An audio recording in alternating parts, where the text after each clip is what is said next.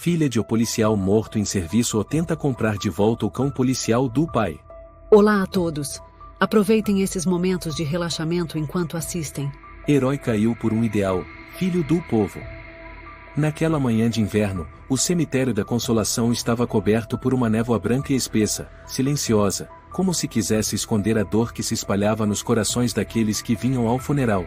Lúcia estava sentada na primeira fileira, um xale cinza envolvendo seu corpo magro. Seus olhos estavam vermelhos, não apenas por causa do frio, mas por uma dor profunda que apertava seu peito. Seu pai, o inspetor Álvaro Oliveira, havia partido para sempre. Mas para Lúcia, aquelas palavras soavam como um pano fino cobrindo o vazio. A imprensa estava presente em peso. As câmeras se moviam de um lado para o outro, filmando o funeral como se fosse um grande evento nacional. Elogios se espalhavam pelo ar.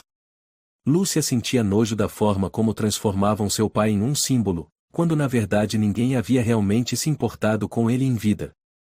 Ao lado de Lúcia, sua mãe, Dona Rosa, permanecia imóvel. Não chorava, nem falava. Apenas fitava a foto do marido, com um olhar perdido, quase petrificado. Havia um mês que não dormia direito, não comia como devia, não dizia uma palavra com sentido. Lúcia tentou de tudo, fez mingau, insistiu para que tomasse os remédios, até chamou um psicólogo em casa. Mas tudo o que recebeu de volta foi silêncio. Quando o funeral acabou, os carros luxuosos dos funcionários públicos começaram a se retirar, um por um. Alguns antigos colegas de seu pai, os mesmos que o chamavam de o irmão mais velho, deram tapinhas de consolo em suas costas e logo se afastaram. O último a sair foi o Sr. Gustavo Esteves, ex-subcomandante. Lúcia segurou o braço dele, tentando manter a voz firme. Tio Gustavo. Eu queria perguntar, e sobre aquele auxílio prometido pelo Ministério do Interior, o senhor sabe quando é que? Gustavo a olhou, desviando o olhar. Ah, e deve estar em processo de avaliação. Fica tranquila, uma hora chega. Mas já se passaram 3 meses. Ele apertou os lábios, assentiu como quem está cansado de ser incomodado. Entenda, é a burocracia e demorada mesmo. Não se preocupe, vai dar tudo certo. E saiu apressado em direção ao carro, sem olhar para trás. Nos últimos 3 meses, Lúcia havia enviado 12 e-mails, 3 petições formais e feito mais de 20 ligações ao Ministério do Interior. A única resposta que recebeu foi uma mensagem automática: sua solicitação foi recebida.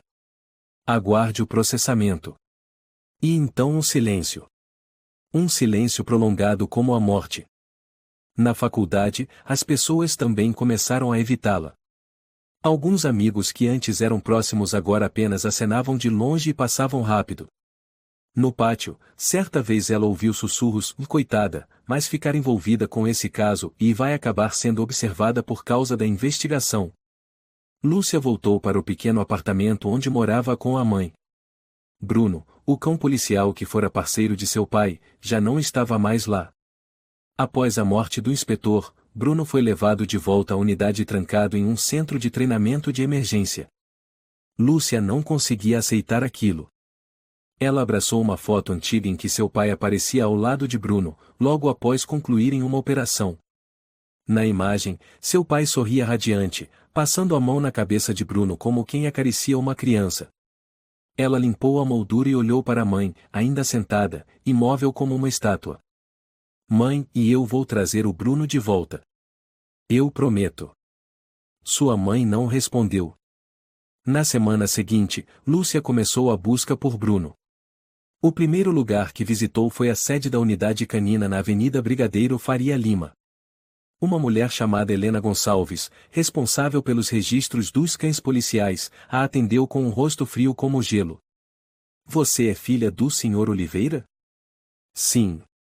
Eu vim pedir para ficar com o Bruno. Posso garantir que cuidarei bem dele, e acredito que meu pai também teria desejado isso. Helena arqueou a sobrancelha, a voz impaciente. Você entende que o Bruno é patrimônio da polícia, não é? Ele não pode simplesmente ser oficado ou como um animal de estimação. Mas, e era o cão do meu pai. Eles trabalharam juntos por anos. São as regras. Quando o cão sai da ativa, ele é reenviado para a reeducação ou então é descartado. Por favor, e eu só quero cuidar dele. Tenho trabalho a fazer. Por favor, saia. Lúcia saiu de lá apertando com força a foto do pai e do cão, a moldura já rasgada na beirada. Ela foi então ao Ministério do Interior. Desta vez, foi recebida por um homem de meia idade chamado Francisco Almeida. Ele falava muito, era educado e totalmente inútil. Querida, sinto muito pelo que aconteceu com seu pai. Mas manter um cão policial depois da morte do condutor é uma questão delicada. Eu não estou pedindo nada demais e só quero ficar com ele. Você devia focar nos estudos, cuidar da sua mãe. Não deixe o passado atrapalhar ainda mais as coisas. O Bruno não é o passado. Francisco suspirou, levantou-se, apertou a mão dela sem encará-la nos olhos. Te desejo tudo de bom. Lúcia caiu em prantos na frente do prédio do ministério. Os passantes a olhavam com pena, mas ninguém parou. Ela se agachou no chão, o vento frio batendo em seu rosto. Segurava com força a foto do pai e do cão. Imagens que antes lhe traziam alegria agora só lhe pesavam na alma. Uma mão pousou levemente em seu ombro. Um jovem segurança, chamado Mateus, falou baixinho. Você quer ficar com o Bruno? Lúcia levantou o rosto, ainda com lágrimas. Sim, por quê? Ouvi dizer, parece que ele vai ser colocado em leilão interno. Quem tiver dinheiro, compra. A unidade precisa de verba, você entende, né? Leilão? Mateus assentiu, olhando em volta, como se temesse ser ouvido. Não sei os detalhes, mas se você realmente quer ficar com ele, prepare o dinheiro. E rápido. Lúcia se levantou, o coração acelerado. Apertou os punhos, olhando ao longe, onde as luzes da cidade tremeluziam na neblina. De um jeito ou de outro, eu vou trazer o Bruno de volta. Num escritório silencioso no terceiro andar da sede da Polícia de São Paulo, Rafael Saldanha sentava-se atrás de uma mesa de madeira robusta, os olhos passando por um dossiê grosso diante dele. Um homem de mais de 50 anos, cabelos grisalhos bem penteados, terno cinza elegante, mais parecia um executivo bem-sucedido do que um oficial de polícia. O celular vibrou. Rafael atendeu. Fala. A voz do outro lado foi direta, e a garota Oliveira está fuçando por aí. Ela esteve hoje de manhã no Ministério do Interior. Rafael sorriu, com um olhar gélido. Deixe. Ela não vai conseguir nada. Todas as pistas já foram apagadas. Ele desligou, serviu mais café e girou a cadeira em direção à janela. A cidade de São Paulo surgia por trás do vidro como um labirinto perfeito, onde peças pequenas como Lúcia jamais entenderiam o verdadeiro tabuleiro. Sobre a mesa, o dossiê tinha a inscrição em vermelho, Boa Operação Javali, de 14 de agosto de 2024. Rafael abriu a primeira página. A imagem de Álvaro Oliveira apareceu, sorridente ao lado de Bruno, sob uma faixa onde se lia Um combate às drogas, responsabilidade e honra. Rafael arqueou os lábios num sorriso cínico. Responsabilidade, honra? Que ingenuidade! Naquela noite, em seu pequeno apartamento, Lúcia estava deitada de bruços na cama, encarando o teto, o coração pesado como pedra. Tinha acabado de vender o relógio de herança do pai para juntar mais dinheiro. No fundo da gaveta, retirou o pendrive deixado por ele. Ainda não o havia aberto. Tinha medo. Mas na mente, o nome Rafael Saldanha ecoava sem parar. No dia seguinte, foi à sala de arquivos da antiga delegacia onde seu pai trabalhava. Levou documentos e alegou estar fazendo pesquisa para um trabalho de conclusão de curso. O atendente era o Sr. Daniel Borges, idoso, mas com um sorriso ainda gentil. Você é a Lúcia? Filha do inspetor Oliveira? Sim, senhor. Seu pai costumava sentar bem ali e ele apontou para uma mesa antiga perto da janela. Ele tinha o hábito de anotar tudo em cadernos e mais não deixava ninguém ver. Não confiava em registros eletrônicos. Lúcia engoliu em seco. Eu queria achar os arquivos da última operação dele e a Operação Javali. Daniel hesitou. Isso, e está em arquivos confidenciais. Só com autorização especial. Eu sei.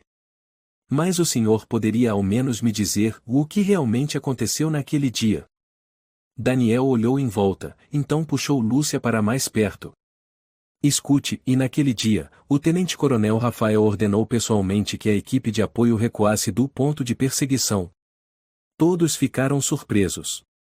O Álvaro ficou sozinho enfrentando os Valença. Sozinho. Mas por quê? Ninguém sabe. A ordem foi verbal, sem registro.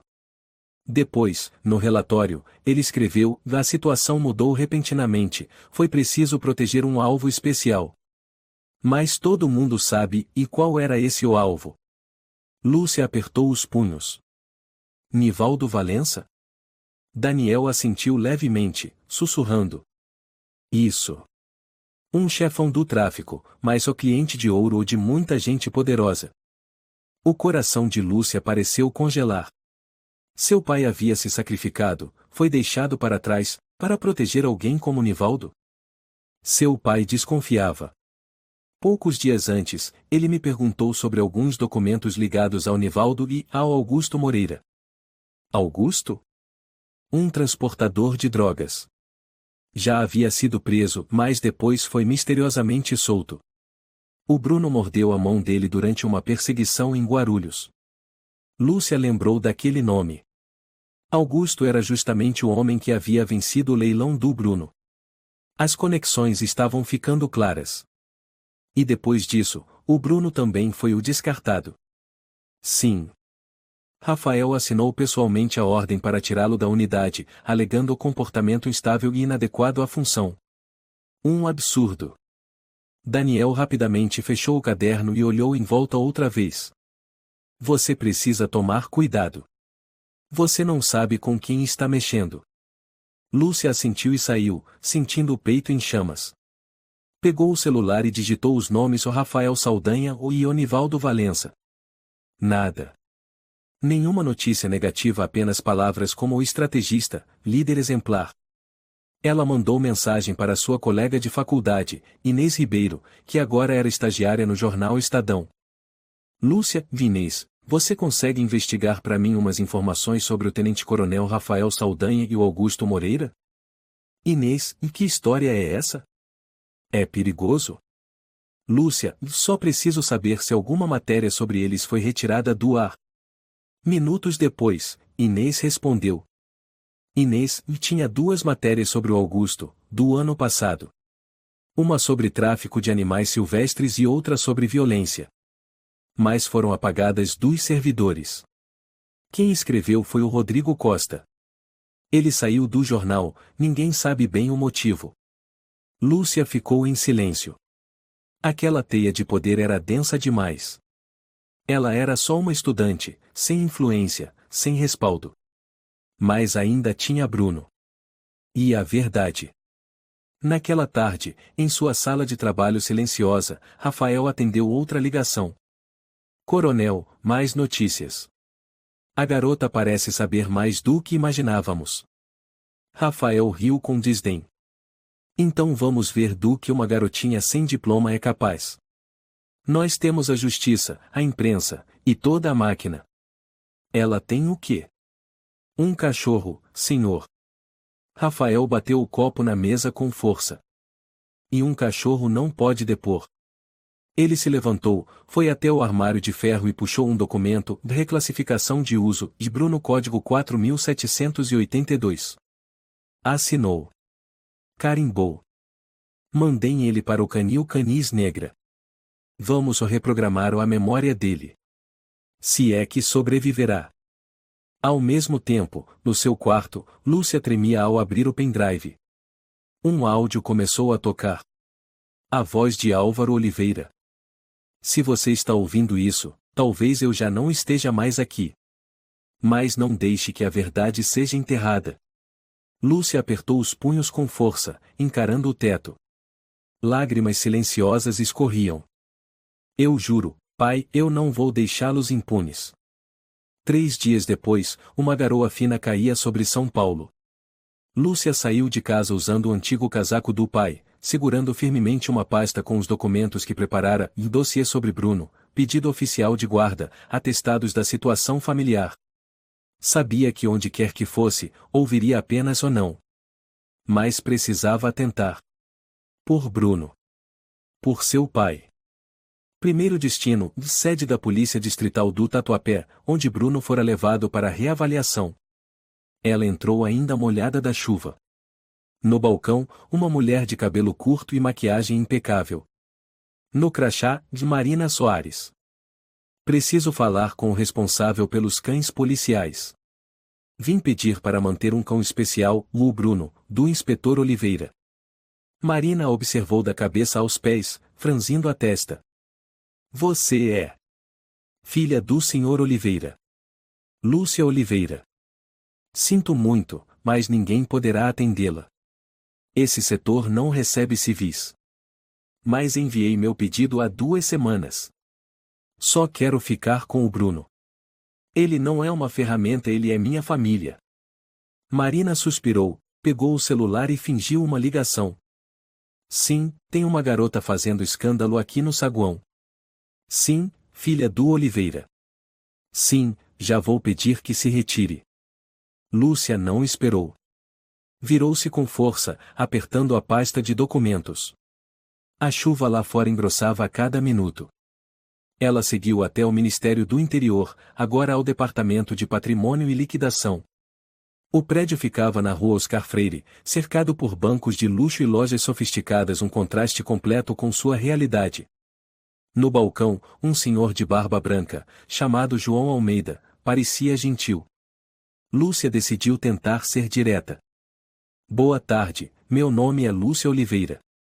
Gostaria de saber sobre o processo de guarda de cães policiais após a morte do condutor. Está se referindo a Bruno. Cão do meu pai, o inspetor Álvaro Oliveira. João ergueu os olhos, suspirou. Ah, esse caso. Eu sei que ele está prestes a ser transferido. Só peço para ficar com ele. Tenho os documentos, estou pronta para assumir a responsabilidade financeira, de cuidado, tudo. Ele balançou a cabeça, hesitante. O problema é que o Bruno não é mais considerado um animal passível de devolução. Ele foi classificado como o bem transitório. Bem. Ele é um ser vivo. Era o parceiro do meu pai. Calma, menina. Entendo o que você sente, mas é o que diz o regulamento. E no momento, o Bruno está na lista de liquidação interna. Lúcia quase gritou. Liquidação? Vocês fazem isso com tudo? Até com um animal fiel? Filha. Não, por favor, não diga mais nada. Ela se levantou, a voz trêmula. Eu vou encontrar outro caminho. Saiu, andando sob a chuva que agora caía com força. Carros passavam sem notar a jovem de mãos trêmulas apertando uma pasta. Mais uma vez, São Paulo era indiferente. Naquela noite, Lúcia ficou sentada na cozinha, olhando para o nada. Sua mãe ainda não falava. Os olhos dela vazios, como se o mundo ao redor não existisse. Lúcia tentou conversar. Mãe, eu fui a todos os lugares. Eles não deixam eu ficar com o Bruno. Silêncio. A senhora lembra quando o pai contou como o Bruno salvou ele naquela emboscada em Sorocaba? Dona Rosa se mexeu levemente, mas não respondeu. Só o som do vento zunia pelas janelas. Lúcia caiu sobre a mesa e chorou mais uma vez. Era a 3ª da semana. Estava exausta. Mas não podia parar. No dia seguinte, Lúcia foi até a sede da Associação Protetora dos Animais de São Paulo. Lá, foi recebida por um funcionário jovem chamado Sérgio Lima. Ele tinha olhos gentis, cabelos castanhos cacheados, parecia só um pouco mais velho que ela. Você disse que quer adotar um cão policial? Sim. O Bruno. Foi retirado da unidade depois que meu pai morreu. Estão tentando vendê-lo como mercadoria. Eu não sei mais o que fazer. Sérgio refletiu. Em tese, não podemos interferir em bens das forças policiais. Mas existe uma alternativa. Se conseguir provar que o Bruno está sendo tratado de forma antiética, ou que há risco de abuso, podemos sugerir a suspensão do processo de liquidação. Mas precisamos de provas. Lúcia assentiu com firmeza. Eu vou conseguir. Antes de ela sair, Sérgio lhe entregou um cartão. Se acontecer algo urgente, me ligue. Eu acredito em você. Ninguém vem aqui chorar por um cachorro se não for por amor de verdade. Lúcia saiu, sentindo pela primeira vez um pequeno feixe de luz no meio da escuridão. Naquela tarde, ao passar pela Avenida Paulista, ouviu uma voz. Lúcia? Ela se virou. Era Clara Guimarães, colega dos tempos de escola, agora estagiária na TV Bandeirantes. Meu Deus, é você? Tá tudo bem. Você parece péssima. Lúcia forçou um sorriso. Tô tentando manter o Bruno. O cachorro do seu pai? Sim. Estão vendendo ele para um tal de Augusto. Você conhece esse nome? Clara ficou imóvel. Augusto Moreira? Ele tá envolvido com rinhas clandestinas. Vi o nome dele num dossiê jornalístico. Lúcia agarrou a mão dela. Você pode me ajudar? Fazer uma matéria, ou pelo menos um post, qualquer coisa. Clara hesitou. Não sei se vão deixar ir ao ar. Mas eu vou tentar. Lúcia agradeceu. Elas se despediram com pressa, mas ela sabia, e cada pessoa como Clara, Sérgio, Daniel era uma peça. Ela juntaria todas. Mesmo um grão de areia pode travar uma engrenagem. Naquela noite, em casa, o telefone tocou. Era Sérgio. Lúcia? Acabei de saber por uma fonte que o Bruno vai a leilão em uma semana. Ainda não divulgaram o local. Mas vão priorizar gente de dentro. Leilão? Por quanto? Não sei. Mas se o Augusto participar, pode passar de dezenas de milhares de reais. Lúcia ficou sem reação. Eu não tenho esse dinheiro. Eu sei. Mas você precisa preparar alguma coisa.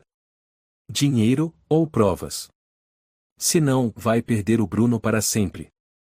Ela desligou, saiu até a sacada. A chuva tinha cessado, mas o vento gelado ainda cortava a pele. São Paulo brilhava aos seus pés, como um império impassível. E ela era só uma faísca perdida no meio da noite. Bruno, espere por mim. Mesmo que eu tenha que sacrificar tudo. Lúcia estava sentada ao lado da cama, o quarto mergulhado na luz amarela e fraca do abajur. À sua frente, um maço de notas miúdas preso com um elástico, parte emprestada de amigos, parte juntada com a venda do laptop, do relógio de pulso que fora lembrança do pai, e também do pequeno auxílio que a universidade oferecia a estudantes em situação difícil. Total, R$ 3.842. Ela olhou para o dinheiro, depois para a foto do pai sobre o criado mudo na imagem, ele se abaixava para abraçar Bruno, com um olhar terno e confiante. Eu vou trazer o Bruno de volta, pai, mesmo que tenha que abrir mão da minha dignidade. Na manhã seguinte, Lúcia vestiu um vestido cinza simples e calçou os sapatos pretos de salto gasto. Dirigiu-se ao local do leilão, um auditório fechado na sede da unidade canina da região de Cidade Tiradentes. Chegou cedo, entregou os documentos conforme o regulamento e recebeu o número 17. Sentou-se discretamente na última fileira e olhou em volta. Todos à sua volta estavam bem vestidos em sua maioria, jogadores clandestinos, representantes de empresas de segurança privada ou pessoas com conexões ou com o poder. Todos olhavam para Lúcia com estranhamento. Uma jovem magra, sozinha, em meio a uma multidão de homens engravatados. Pontualmente às 10 horas, o leilão começou. O responsável era o Sr. Juliano Rocha, encarregado de alienações do Ministério do Interior. Subiu ao palco de madeira, sua voz monótona. Bom dia a todos, obrigado pela presença neste leilão interno. Nosso objetivo é encontrar novos lares apropriados para os indivíduos que não servem mais às forças. Primeiro lote, de indivíduo K9, R4782, de nome Bruno. Um funcionário conduziu Bruno até o centro do auditório. Ele estava com uma corrente no pescoço, o focinho amarrado com uma faixa de tecido, os olhos ainda lúcidos, mas cheios de medo. Ao ver Lúcia, ele se sobressaltou, tentando se soltar, com os olhos brilhando. Lúcia se levantou de súbito. Bruno. Bruno latiu baixo, mas foi imediatamente puxado de volta pelo condutor. Juliano bateu o martelo. Lance inicial, em R$ 2.000. Quem dá 2.000? Lúcia levantou a mão, com a voz trêmula. Eu, número 17. Muito bem. Quem dá 2.500? Um outro braço se ergueu na primeira fila. Lúcia virou a cabeça, o coração disparado. Era Augusto Moreira, de terno azul petróleo, cabelo penteado com gel, usando óculos escuros dentro do auditório. 2.500, quem dá 3.000? Lúcia cerrou os dentes, ergueu a mão. Eu. 3.000 para o número 17. Quem dá 3.500? 4.000, disse Augusto com naturalidade. Lúcia congelou. Ela só tinha pouco mais de R$ 800 restantes. Se cobrisse, ficaria sem nada. Ainda assim, ergueu a mão. Eu dou 4.200. A sala inteira murmurou. Augusto sorriu de canto, com desprezo. 6.000. Lúcia ergueu a mão sem pensar. Eu proponho pagamento parcelado. Toda a sala caiu na risada. Um homem lá do fundo debochou. Isso aqui é um leilão interno, mocinha, não é feira beneficente. Juliano bateu o martelo com firmeza, sério. Lamentamos, não é permitido parcelamento. Continuem com lances válidos. Lúcia olhou para Augusto, com os olhos em chamas. Ele tirou os óculos devagar, encarou-a com um sorriso torto. Eu dou R$ 10.000. Transferência imediata. O som do martelo ecoou como um golpe final na esperança. O cão Bruno passa a pertencer ao Sr. Augusto Moreira. Bruno se agitou violentamente, latindo desesperado, os olhos fixos em Lúcia. Tentava se soltar da corrente, latindo como se chamasse seu nome. Lúcia ficou paralisada, as pernas sem força. Uma mão pousou em seu ombro, era Sérgio Lima, da Associação Protetora dos Animais, que havia chegado às pressas. Lúcia, sinto muito. Não pode ser. Ela caminhou até Augusto, as lágrimas escorrendo. Por favor, me deixe resgatar ele. Posso pagar aos poucos. Faço qualquer coisa. Augusto deu uma risada fria. Acha que isso aqui é uma mercearia? É um leilão. Eu ganhei. Ele agora é meu. O Bruno não é uma mercadoria. Mas para mim, ele é um investimento.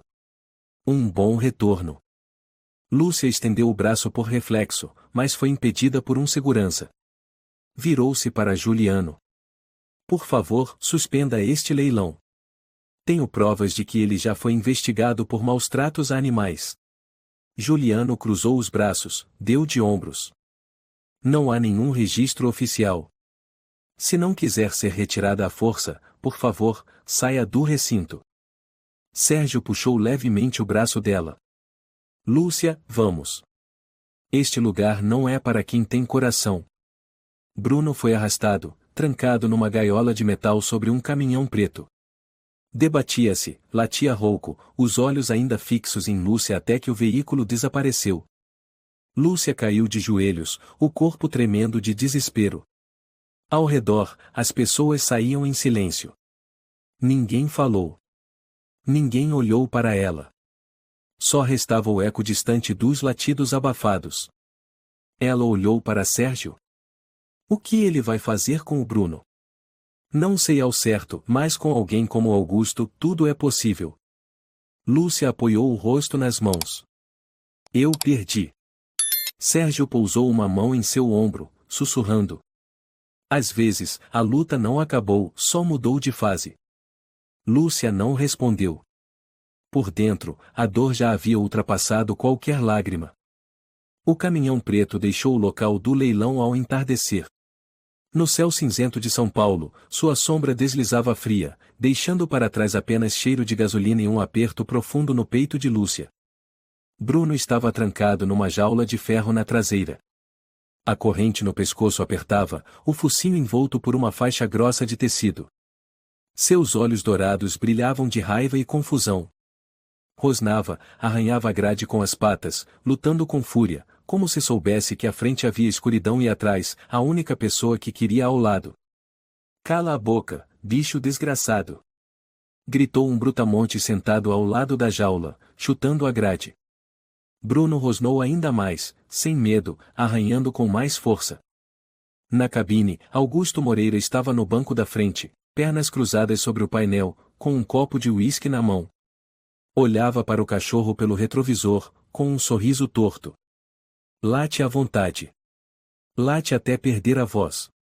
Depois vou te ensinar a obedecer." Quem dirigia era um homem barbudo, chamado Igor Batista, motorista e o segurança de Augusto. Acendeu um cigarro, com sarcasmo. "Esse aí mordeu o senhor feio, né?" Augusto passou a mão pela própria mão. "Até hoje tenho a cicatriz. Mas agora ele é meu. Vai lamber meu sapato toda manhã." Ambos caíram na risada. Enquanto isso, no local do leilão, Lúcia ainda estava parada, os olhos vermelhos fixos na direção por onde o caminhão sumira. Ao lado dela, Sérgio permanecia em silêncio, sem saber como consolar. Lúcia murmurou como se falasse em transe. "O Bruno me viu, ele me reconheceu, ele pediu ajuda." Sérgio respondeu com doçura. "Eu o vi também.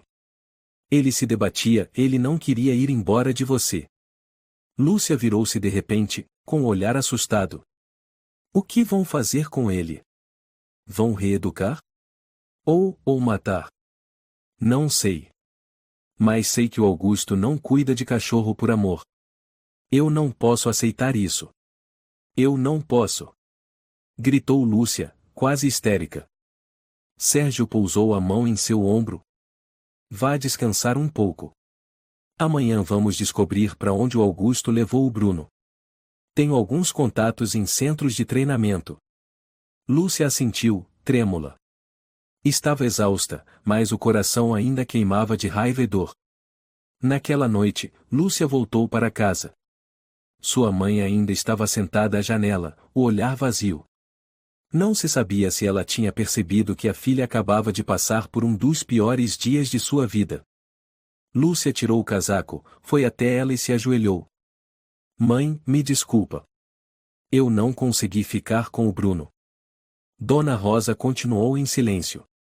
Lúcia segurou a mão dela, apertando com força. "Eles o levaram como se fosse um objeto.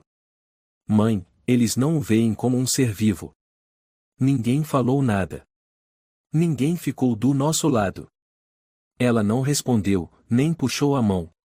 Para Lúcia, aquele gesto contido foi suficiente para não se sentir totalmente sozinha.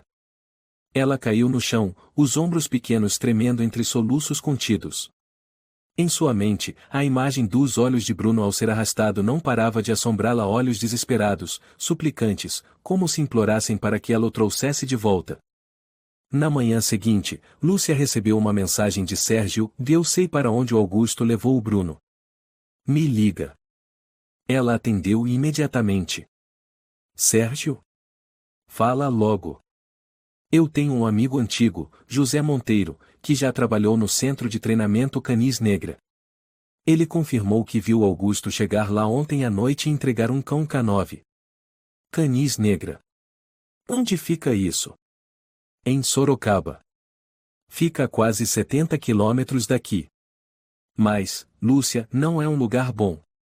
É um centro de treinamento e extremo." Lúcia franziu a testa. "O que isso quer dizer?" "Lá, eles não treinam com petiscos ou elogios. Usam choques elétricos, privação de comida, coerção. O objetivo é transformar os cães em máquinas prontas para atacar sob comando, sem motivo algum." Lúcia ficou em choque. "O Bruno não vai aguentar isso." Eu sei. Por isso precisamos encontrar um jeito de tirá-lo de lá. Mas como? Eu não tenho nenhum direito legal. A gente precisa de provas.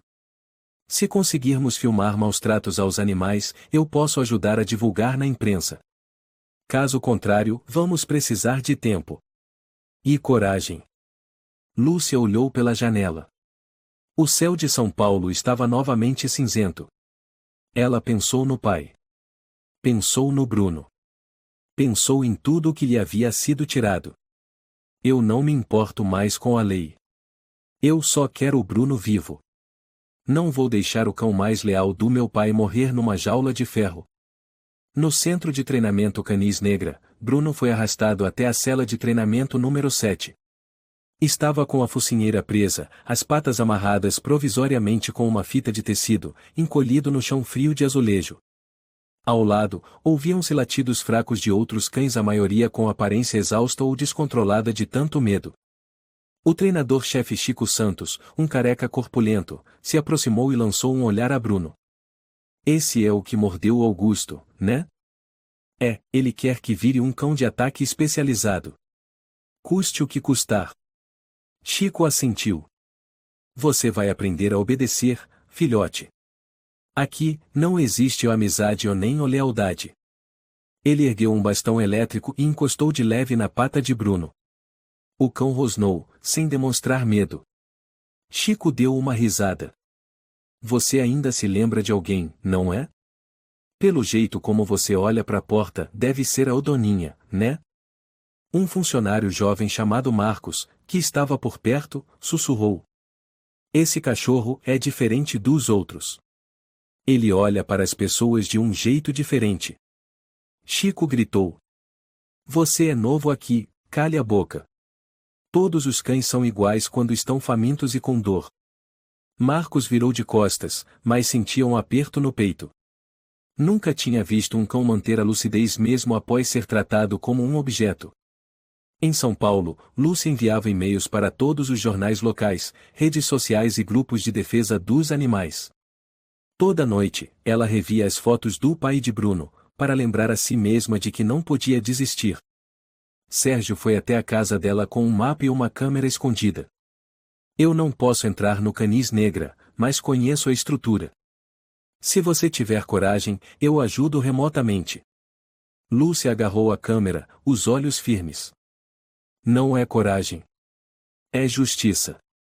O centro de treinamento Canis Negra ficava isolado na zona rural de Sorocaba, entre um campo abandonado e um bosque de pinheiros. O portão de ferro, com 3 metros de altura, tinha câmeras de segurança. A placa na entrada estava enferrujada, Centro Educacional de Adestramento Canis Negra. Um nome que soava legal, mas por dentro, ninguém sabia o que realmente acontecia. Augusto Moreira estava na varanda do escritório de gestão, segurando uma taça de vinho tinto, olhando para o pátio de treinamento abaixo, onde Bruno estava acorrentado a um poste de ferro, sob o sol forte. Seu pelo grosso já começava a grudar por causa da lama e do suor. Mas os olhos, aqueles olhos ainda brilhavam como antes, ainda desafiadores, sem se render. Chico Santos se aproximou e relatou. Hoje ele voltou a resistir aos comandos. Começamos a aplicar o protocolo de recondicionamento nível 3. Augusto sorriu de canto. Ótimo. Choques elétricos constantes, privação de comida e isolamento total. Quero que ele esteja quebrado antes de ser reprogramado. Mas esse não é como os outros. Ele reconhece comandos de pessoas específicas. Ele está resistindo ao software de condicionamento. Augusto se virou, o olhar afiado. É por isso que temos que o quebrar todas as memórias antigas dele. Quando eu entrar, ele tem que abaixar a cabeça. Tem que saber que eu sou o dono. Quero que ataque qualquer um que eu apontar até a Lúcia, se for preciso. Chico assentiu. Tem um funcionário, o Marcos, que parece ter simpatia por ele. Deu comida escondido ontem à noite. Augusto apertou a taça com força. Demita ele. E diga, e aqui não é abrigo. É um campo de batalha. Ou trabalha, ou cai fora. Na cela número 7, Bruno estava deitado, respirando com dificuldade. Ao lado dele, uma tigela de plástico vazia desde a noite anterior, ninguém repôs a água. A luz de neon piscava sobre sua cabeça como um deboche. Cada vez que ouvia passos, Bruno se levantava e olhava ansioso. Mas não era Lúcia. Nunca era Lúcia. Marcos, o jovem de cabelo castanho, se aproximou em silêncio, desviando das câmeras. Trazia um pão frio e uma caixinha de água. SHHH. Eu não vou deixar você morrer de sede, pequeno. Ele destrancou a cela, empurrou a comida para dentro e saiu rapidamente. O coração apertado. Marcos nunca imaginou que na profissão de adestramento, a crueldade pudesse ser considerada anormal. Em São Paulo, Lúcia estava editando o vídeo deixado por seu pai. Aumentou o volume, ajustou a velocidade. Na gravação, a voz de Álvaro Oliveira soava calma, mas cheia de cautela. Rafael está protegendo alguns indivíduos ligados ao Valença. Augusto é um deles. A transação ocorreu em Guarulhos. Houve um transporte de cães usados para arenas de luta. Lúcia estremeceu. Nunca ouvirá o pai mencionar isso. Bruno tinha participado de uma operação contra o tráfico de cães de combate e agora estava nas mãos daquele mesmo criminoso. A conexão era clara. Sérgio ligou. Acabei de achar uma lista de ex-funcionários do Canis Negra. São 3. Um deles é Rodrigo Costa, ex-jornalista, que tentou investigar por dentro e foi ameaçado até sair do ramo. Ele aceitaria falar? Marquei com ele no Café Girondino. Hoje à noite. Lúcia concordou na hora. No Café Girondino, Rodrigo Costa estava sentado num canto discreto. Homem de uns 40 e poucos anos, barba por fazer, sobretudo comprido, segurando a xícara com firmeza. Olhar de quem já sobreviveu a uma caçada. Lúcia se aproximou e falou com suavidade. Eu sou Lúcia Oliveira.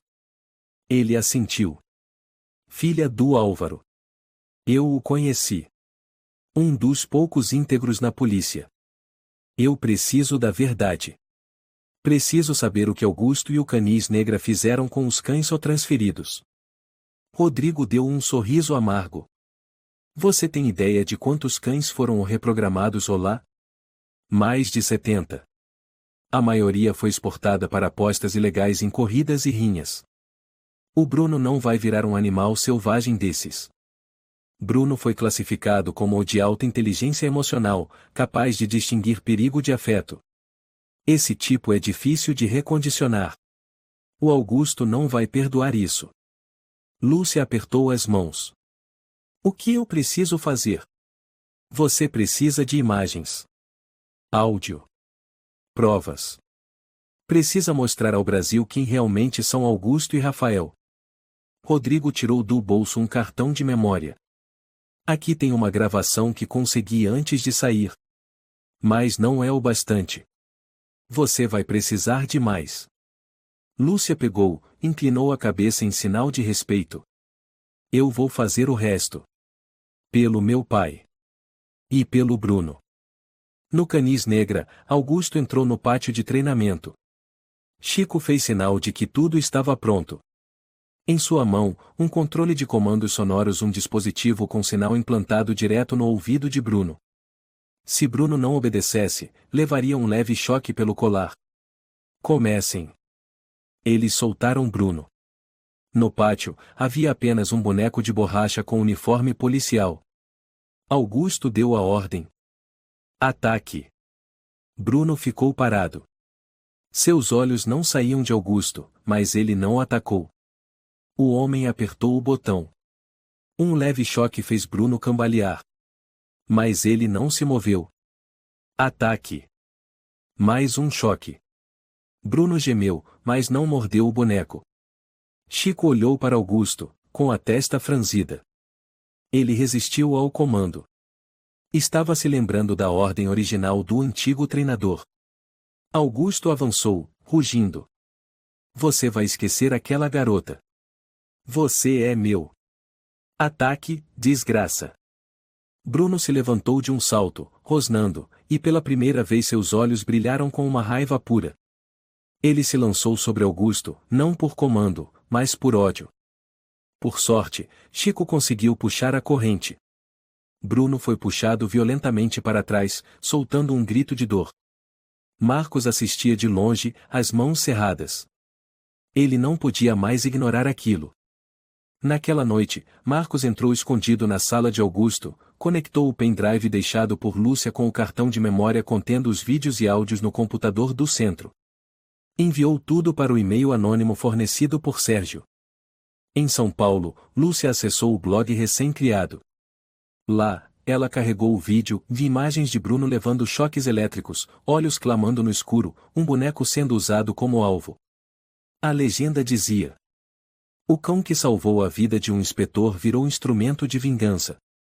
É assim que homenageiam a lealdade?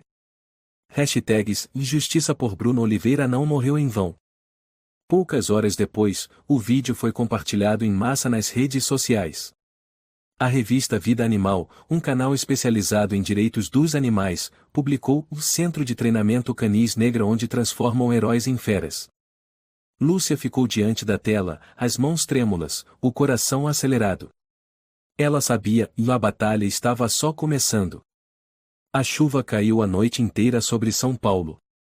O quarto de Lúcia era iluminado apenas pela luz fraca do abajur da escrivaninha.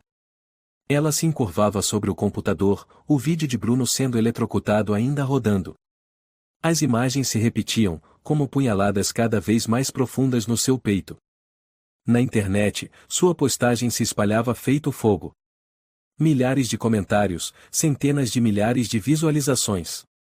Mas Lúcia não sentia nenhuma vitória. Porque entre todas aquelas hashtags indignação virtual, Bruno ainda estava preso, sendo torturado. Ela não comia há 24 horas. O café estava frio na caneca. Sua mãe permanecia na janela, sem dizer uma palavra. Lá fora, trovões ressoavam como se ecoassem a tempestade no coração de Lúcia. Sérgio mandou mensagem. Lúcia, o povo está olhando. Precisamos contra-atacar. Acabei de receber uma informação, o Augusto está sendo submetido a uma auditoria financeira surpresa. Ela não respondeu.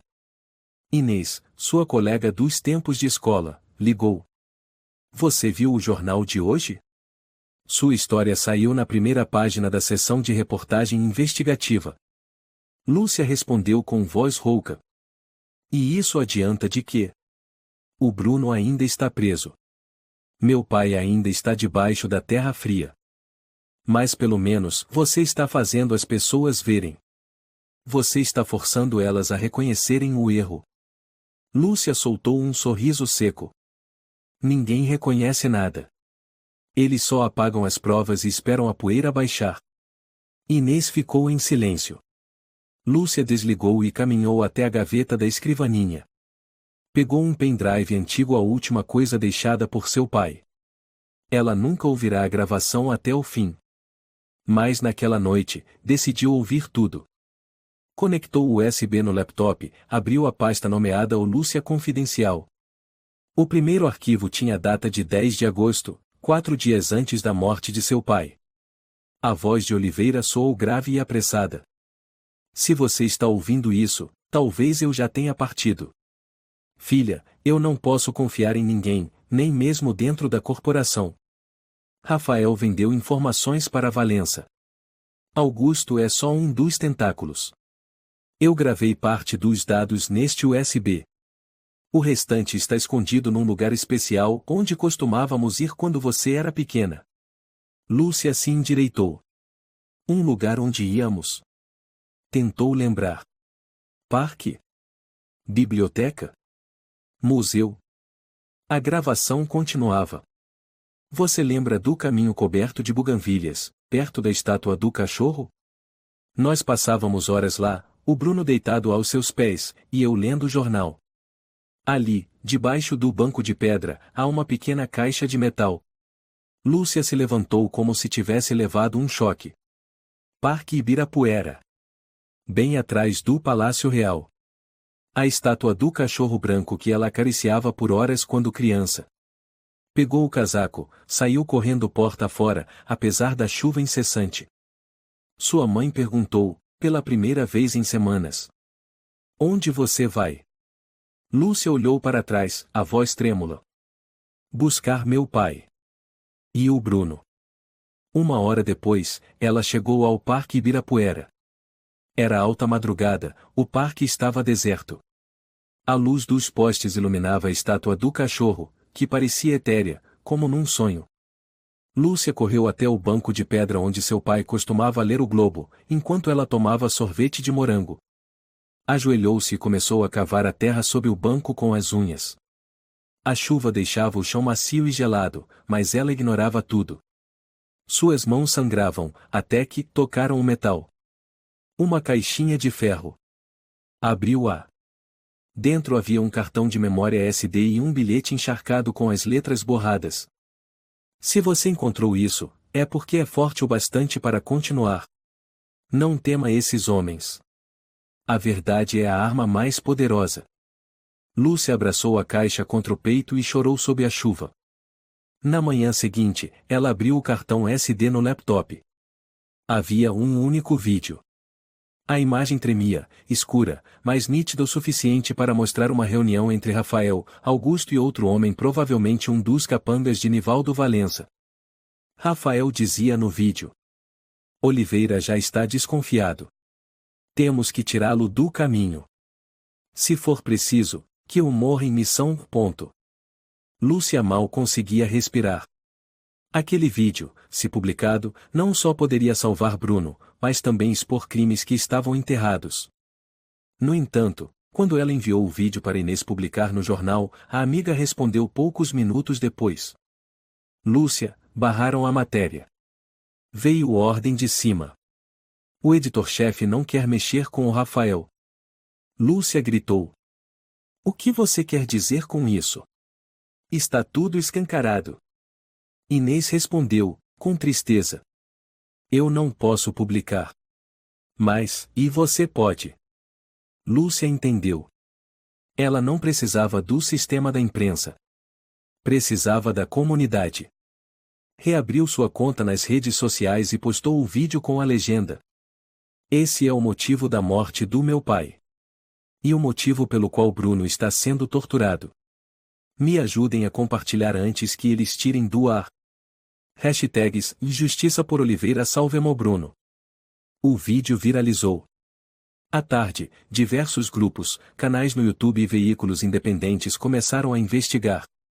Um jornalista conhecido, Álvaro Mendes, compartilhou o vídeo com a legenda: "Se isso for verdade, todo o sistema terá que se explicar diante do povo." Mas naquele mesmo dia, Lúcia recebeu uma ligação desconhecida.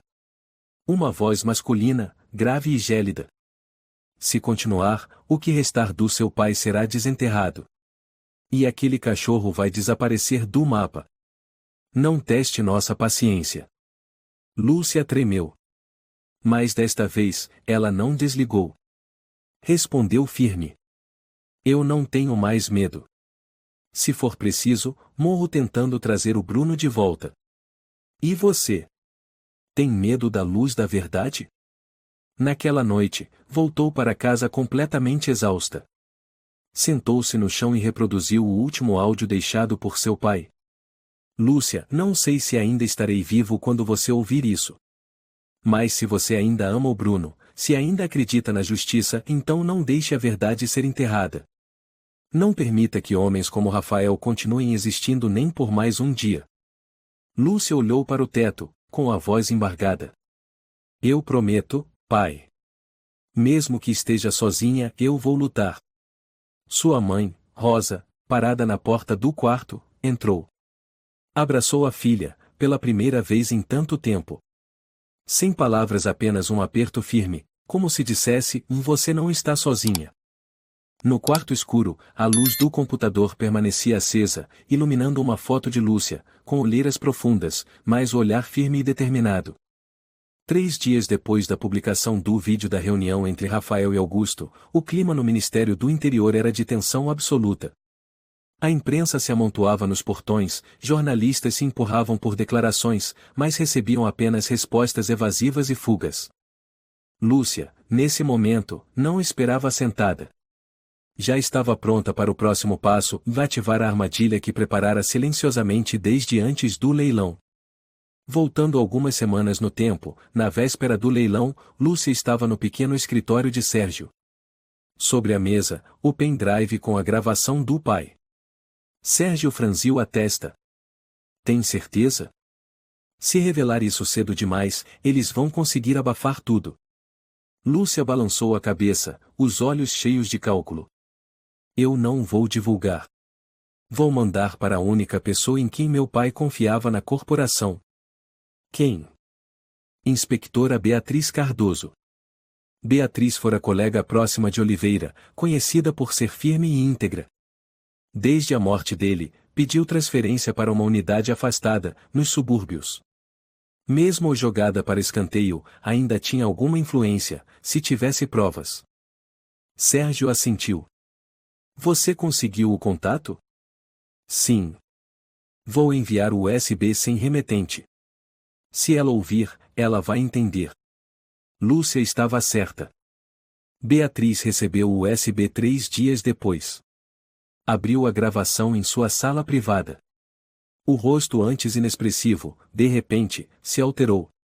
Ela ligou o gravador de anotações. Há indícios de crime dentro da corporação. Rafael Saldanha precisa ser investigado. Prioridade máxima em sigilo, com proteção à testemunha indireta, Lúcia Oliveira. Ela ligou imediatamente para um velho amigo, o experiente jornalista César Luz. César, eu tenho uma bomba nas mãos. Mas preciso que você solte a isca primeiro. Que isca? Espalhe que a morte do inspetor Oliveira pode ter sido forjada. Mas sem citar nomes. Vamos ver como eles reagem. Entendido. A notícia se espalhou como um tsunami. O jornal A Voz do Brasil publicou. A morte do inspetor Oliveira não foi acidente? Fonte interna revela conflitos na Operação Javali. Lúcia leu a matéria com o coração acelerado. Ela abriu as redes sociais. A hashtag Justiça por Oliveira começou a subir nas tendências. Muitas pessoas que haviam conhecido seu pai, vizinhos, antigos colegas, ex-alunos, começaram a deixar comentários emocionados. Um deles escreveu: O inspetor Oliveira me ajudou uma vez, quando fui assaltado no trem. Ele era um homem bom. Se foi traído, e eu quero saber quem fez isso. Lúcia não dormiu naquela noite.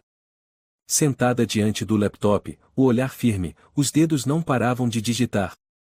Ela já não era mais uma estudante impotente. Agora, era líder de uma verdadeira caçada por justiça. No Ministério do Interior, Rafael Saldanha estava furioso. Bateu com força na mesa, o rosto vermelho. Quem autorizou esses jornalistas a ressuscitarem o nome do Oliveira agora? Seu assistente pessoal, Leonardo Castilho, tentou manter a calma na voz. A matéria não cita seu nome. Mas a quem esteja revisando os arquivos da Operação Javali. Incompetentes. Rosnou Rafael. Você não percebe? Estão usando a menina Oliveira para reescrever toda a história. Se a Beatriz se meter nisso, temos que calar ela antes que seja tarde. Leonardo hesitou. Mas ela é uma figura conhecida. Qualquer coisa contra ela chamaria atenção. Rafael abaixou o tom, os olhos frios como veneno. Não preciso sujar minhas mãos. Passe isso para o Valença. Ele sabe calar bocas. Leonardo empalideceu. Você quer envolver o Nivaldo Valença de novo? Você acha que ainda tenho saída? Rafael virou de costas, a voz como um vento gelado. Queimem tudo. Provas, testemunhas, e aquele maldito cachorro também. Ao mesmo tempo, Augusto Moreira estava sentado em sua mansão no interior, recebendo um envelope de um contato da corporação e notificação de auditoria financeira extraordinária, suspeita de lavagem de dinheiro e maus-tratos a animais. Ele soltou uma gargalhada. Eles acham que isso vai me assustar? Mas não riu por muito tempo. Logo em seguida, recebeu uma ligação anônima. O cão Bruno passará por avaliação veterinária. Se forem encontrados ferimentos causados por humanos, você será processado. Augusto atirou o telefone contra a parede, berrando. Malditos! É só um cachorro. Vocês estão escolhendo o cachorro em vez de mim? Seu segurança particular, Igor Batista, perguntou.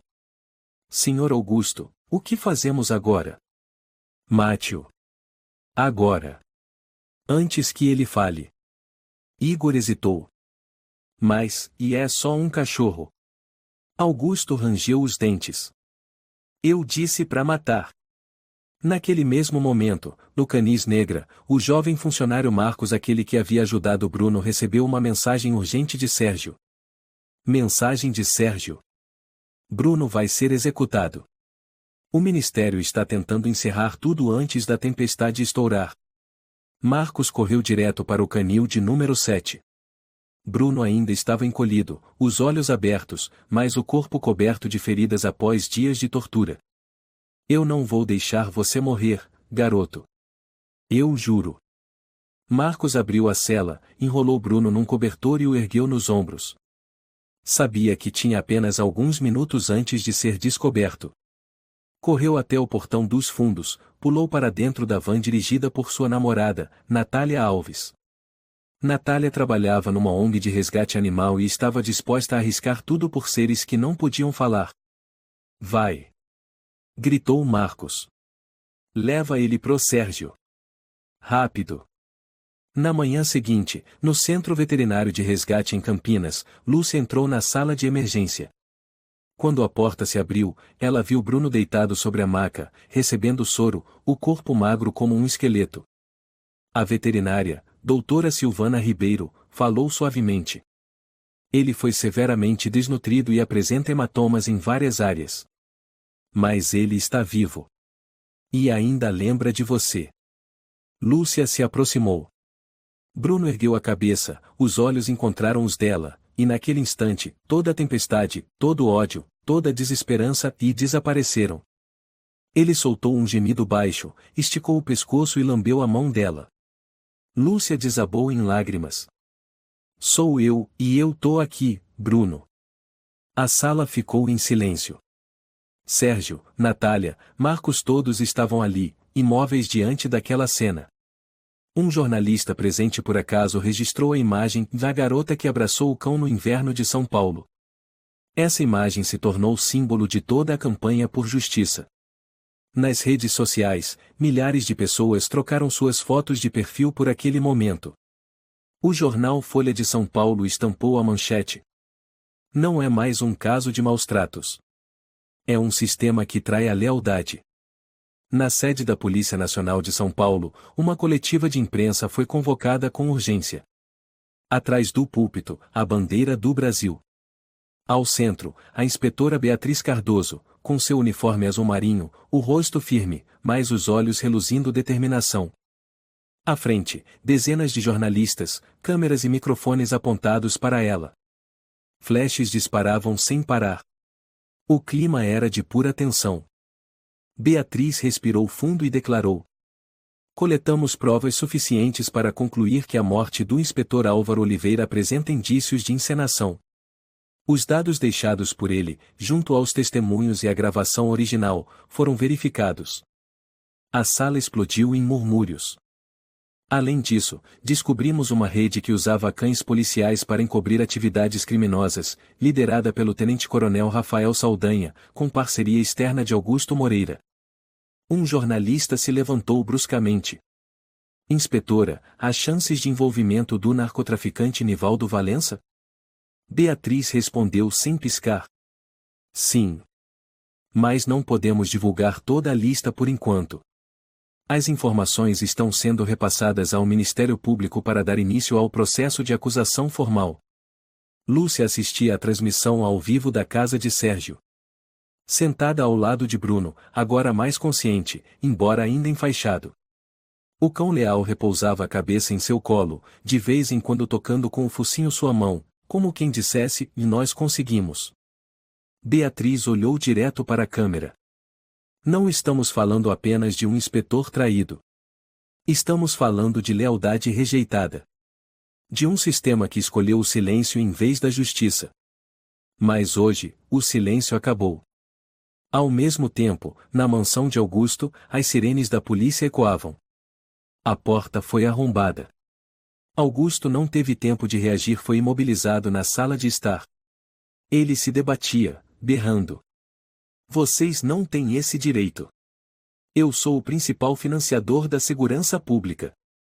Um agente respondeu com firmeza. E agora o senhor tem o direito de permanecer calado, Augusto Moreira. Está preso por maus tratos a animais, lavagem de dinheiro e ligação com o cartel de drogas de Valença. Ainda segurando uma taça de vinho pela metade, Augusto viu a câmera gravando. Ao perceber que não conseguiria negar mais nada, gritou em desespero. Foi o Saldanha. Ele me obrigou. Ele controlava tudo. Os policiais apenas se entreolharam, sem responder. Porque apenas algumas horas antes, Rafael Saldanha também havia sido preso em seu escritório. Algemado sob os flashes das câmeras e os gritos dos repórteres, Rafael só teve tempo de dizer uma última frase. Bando de imbecis, e vocês não fazem ideia de com quem estão mexendo. Ninguém respondeu. No dia seguinte, Lúcia recebeu uma carta do Ministério da Justiça. Ela estava convidada a comparecer à audiência interna onde a honra do inspetor Oliveira seria oficialmente restaurada. Ela vestiu uma camisa branca simples, levando consigo uma foto antiga de seu pai ao lado de Bruno, com a mão sobre sua cabeça e um olhar cheio de confiança. No auditório, o presidente da mesa declarou: com base nas novas provas, declaramos oficialmente que o inspetor Álvaro Oliveira faleceu em missão especial e sem nenhuma falha de conduta. As condecorações e o apoio financeiro serão integralmente restituídos à família. Lúcia se levantou e fez uma reverência. Não disse uma palavra. Mas seu olhar dizia tudo, ela havia conseguido. Bruno estava sentado ao lado dela, comportado, usando um pequeno lenço vermelho no pescoço, o novo símbolo de ocão policial honorário. Após a cerimônia, repórteres se aglomeraram para entrevistar Lúcia. Um deles perguntou: Você passou por muita coisa. Sente ódio? Lúcia olhou direto para a câmera, com voz calma. Eu não busco vingança. Eu busco a verdade. Pelo meu pai. Pelo Bruno. Por todos aqueles silenciados pelo poder. Uma semana depois, Lúcia recebeu uma bolsa integral do Fundo de Direito Humanitário de São Paulo, destinada a estudantes que ousaram lutar por justiça. Na carta de concessão, estava escrito: Não concedemos bolsas por notas. Concedemos por coragem. Lúcia segurou a carta e virou-se para Bruno. Viu só? A gente vai ser advogado, rapaz. Bruno latiu baixinho, como quem concordasse. Por fim, na cerimônia em homenagem aos cães policiais que deram a vida em serviço, realizada na Praça da Sé, uma imagem especial apareceu no telão de Lúcia abraçando Bruno em pleno inverno paulistano. O mestre de cerimônias era o jornalista César Luiz, que disse com a voz embargada: Existem cães que não falam, mas são mais leais que 1000 promessas. Bruno, hoje te homenageamos como símbolo vivo, não apenas de coragem, mas por nos lembrar que a lealdade também precisa ser protegida. A praça inteira aplaudiu sem parar. Lúcia, sentada na primeira fila, estava com os olhos marejados. Bruno mantinha a cabeça erguida, o olhar destemido. Ele não era mais a prova de uma dor, era a prova de uma vitória. Após a cerimônia, Lúcia caminhou entre as pessoas que se dispersavam. Um garotinho se aproximou, segurando um panfleto com a imagem de Bruno. Moça, o Bruno é de verdade? É o cachorro da foto? Lúcia se abaixou e sorriu suavemente. É sim. Ele é o Bruno. Ele teve medo? Não. Ele só sentia saudade de quem amava. E lutou para voltar. O menino abaixou a cabeça e acariciou Bruno. O cão não latiu, apenas abanou o rabo com doçura. Lúcia se levantou, virou-se para olhar a praça onde a imagem dela com Bruno ainda era exibida. Naquele instante, ela entendeu, e mesmo tendo perdido o pai, Mesmo tendo quase perdido tudo, ela não era mais uma garota frágil. Ela era alguém que havia reescrito a justiça com amor e coragem. A história de Lucy e Bruno nos mostra que a justiça não é feita apenas por tribunais ou autoridades, mas pela coragem e persistência de pessoas comuns. Quando o sistema se cala, uma única voz, pequena mas firme, ainda pode acender a faísca da mudança. O amor e a lealdade, seja de uma pessoa ou de um cão, merecem ser protegidos até o fim. Às vezes, é no desespero que encontramos a verdadeira força para enfrentar e vencer a escuridão. Se você gostou desta história, convidamos você a dar um like e se inscrever em nosso canal. Seu apoio nos motiva a continuar trazendo histórias comoventes quase todos os dias. Estamos muito agradecidos pelo seu apoio. Até breve.